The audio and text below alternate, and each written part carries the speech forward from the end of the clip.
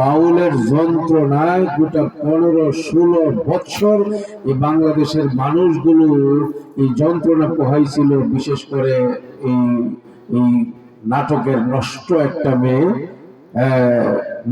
একটা মেয়ে, নাচের মেয়ে এই মমতাজ। এখন দেখা যাচ্ছে বাংলাদেশে হাজারো মমতাজ এখন তাদের এই ভিতরের চরিত্র প্রকাশ করতে চাচ্ছে, যে তারা ইসলাম কায়েম করতে চাচ্ছে, ইসলামকে জবাই করা, ইসলামের বিরুদ্ধে কথা বলতেছে, নবীর বিরুদ্ধে কথা বলতেছে, আল্লাহর বিরুদ্ধে কথা বলতেছে, কোরআনের বিরুদ্ধে অশালীন উক্তি তারা করে যাচ্ছে। আমি পরিষ্কার বলতে চাই ভাই, আমাদের যুব সমাজ, আমাদের প্রত্যেকটা মা এবং বোন এবং ভাই, বাবা, দাদা, প্রত্যেকের ঈমান বাঁচাইবার জন্য এই জামানায় এবং যতদিন বেঁচে আছি ইসলাম বাঁচাইবার জন্য, রক্ষা করবার জন্য, জান্নাত কামাই করবার জন্য, জাহান্নাম থেকে বাঁচার জন্য, সব রকমের ফিতনা থেকে বাঁচার জন্য এই সময়ে 3-4টা কাজের বিকল্প নাই। 1 নম্বর হলো কোরআন মতো চলবো, কোরআনের ভিতরে যা আছে 30 পারা কোরআনের সবগুলো বিশ্বাস করব, মানব, জীবনের শেষ মুহূর্ত পর্যন্ত কোরআনের জিন্দেগি বানাবো ইনশাআল্লাহ। সবাই রাজি আছেন ইনশাআল্লাহ? বলেন না কেন? কোরআন ছাড়া আল্লাহকে পাওয়ার কোনো সুযোগ আছে? কথা বলেন না কেন? হিদায়াতের কোনো রাস্তা খোলা নাই আল্লাহর কালাম কোরআনে কারীম ছাড়া। এই জন্য 1 নম্বর হলো কোরআনে কারীমের ইত্তেবা করব, কোরআন মেনে চলবো, ইত্তেবায়ে কোরআন। সবাই বলেন ইত্তেবায়ে কোরআন, বলেন সবাই জবান খুলেন, বলেন ইত্তেবায়ে কোরআন। বাস 1 নম্বর হলো কোরআনে কারীমের ইত্তেবা করব। আর কেউ যদি বলে আমি কোরআন মানি, আমার কোরআনই যথেষ্ট, হাদিস মানার দরকার নাই, নবী মানার দরকার নাই, ইসলাম আছে না গেছে?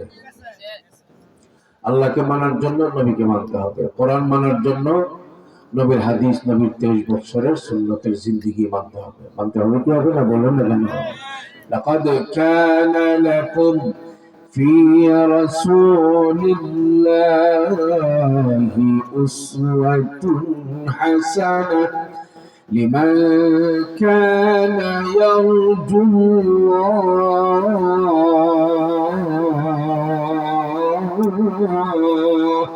لمن كان يرجو الله واليوم الآخر وذكر الله كثيرا।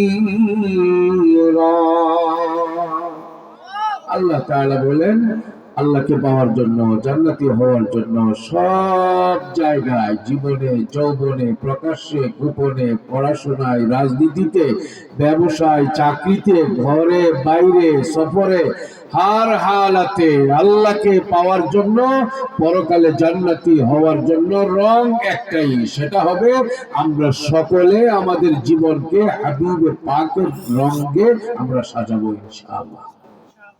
রাজি আছি না ইনশাআল্লাহ? হার হালাতে আমার গালের দাড়ি নবীর সঙ্গে মিলাবো, গায়ের পোশাকটাকে নবীর সঙ্গে মিলাবো, মাথার চুলটাকে নবীর সঙ্গে মিলাবো, ঘরটাকে, ঘরের পরিবেশটাকে নবীর ঘরের সঙ্গে মিলাবো, ব্যবসাটাকে নবীর সঙ্গে মিলাবো। আগামীর বাংলাদেশ কোরআনের বাংলাদেশ, ইসলামের বাংলাদেশ, শরীয়তের বাংলাদেশ আমরা চাই কি চাই না? কথা বলেন না কেন ভাই? কিন্তু এটা সুদূর বুদূর কথাবার্তা বলে লাভ নাই, এগুলো চলবে না। আমরা যারা কোরআনের বাংলাদেশ চাই সেটা হতে হবে মদিনাওয়ালার বাংলাদেশ। কথা বলেন ঠিক কিনা? আমার ইসলামের রাজনীতি, ইসলামী রাষ্ট্র ব্যবস্থা নিজের মন মতো জাতিকে দেখাইলে হবে না।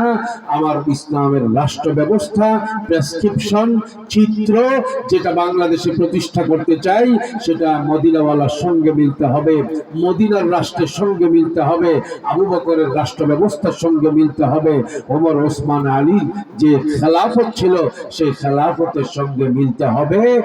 জীবনের পরতে পরতে সর্বমুহূর্তে আমাদের সকলকে হাবিবে পাকের ইশক এবং হাবিবে পাকের সুন্নতের রঙ নিজেকে সাজাবো ইনশাআল্লাহ। রাজি আছেন না ইনশাআল্লাহ? এই হলো 2 নম্বর কথা। 1 নম্বর হলো ইত্তেবায়ে কোরআন, 2 নম্বর হলো ইত্তেবায়ে সুন্নাত। বলেন 2 নম্বর কি? ইত্তেবায়ে সুন্নাত। বলেন 2 নম্বর কি? ইত্তেবায়ে সুন্নাত। একটা গ্রুপ বেরিয়েছে, আমরা কোরআন মানি হাদিস মানি না। এই গ্রুপটার নাম হলো আহলে কোরআন। তারা বলে কোরআনই আমাদের জন্য যথেষ্ট, আমাদের হাদিসের দরকার নাই।